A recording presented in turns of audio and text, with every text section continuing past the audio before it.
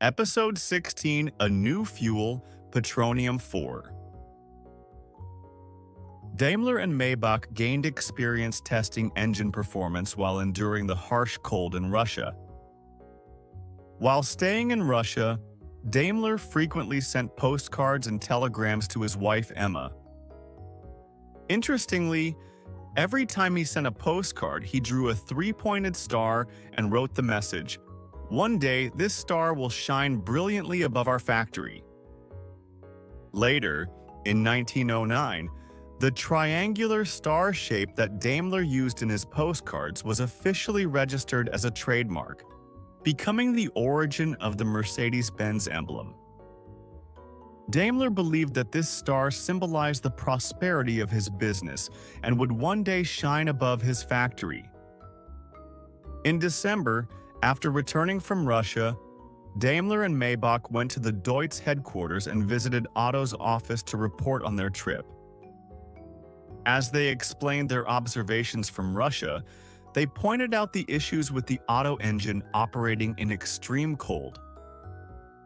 They particularly emphasized that in cold regions, gas would freeze easily, and suggested that researching petroleum as the next generation fuel and developing an engine suitable for it would be the most effective way to enter the Russian market. However, Otto responded cautiously, stating that improving the current Otto engine should be the priority.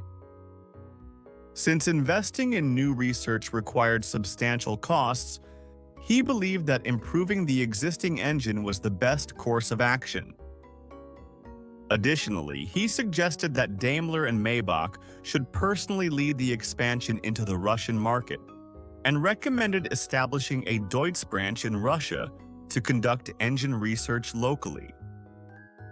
Hearing this proposal, Daimler could not hide his bewilderment.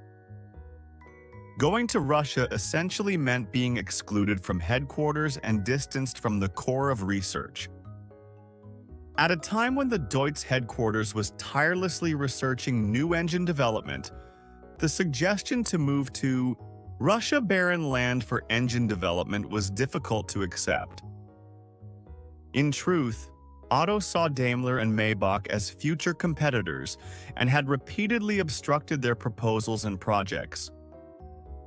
Even during their business trip to Russia, he had devised a plan to keep them away from headquarters under the pretense of expanding into the Russian market. In this tense atmosphere, Daimler and Maybach's relationship became increasingly strained, and their conversations grew fewer. Daimler realized Otto's true intentions and fell into deep contemplation. In the end, he decided to leave Deutz with Maybach. Maybach also expressed his difficulty in accepting Otto's proposal. They now sought an environment where they could freely conduct research, just as they had in the past. Maybach handed Daimler several prepared blueprints. Daimler opened the blueprints and couldn't hide his amazement. They were designs for an engine that would use petroleum as fuel. Based on their previous tests and research, the design had already reached an advanced stage. He was confident that continuing research based on this design would soon help them achieve their goal.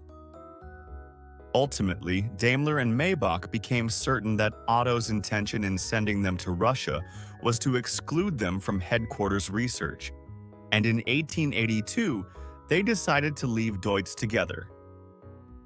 This marked a significant turning point in their journey toward independence, and their subsequent research laid the foundation for transforming the future of the automobile industry.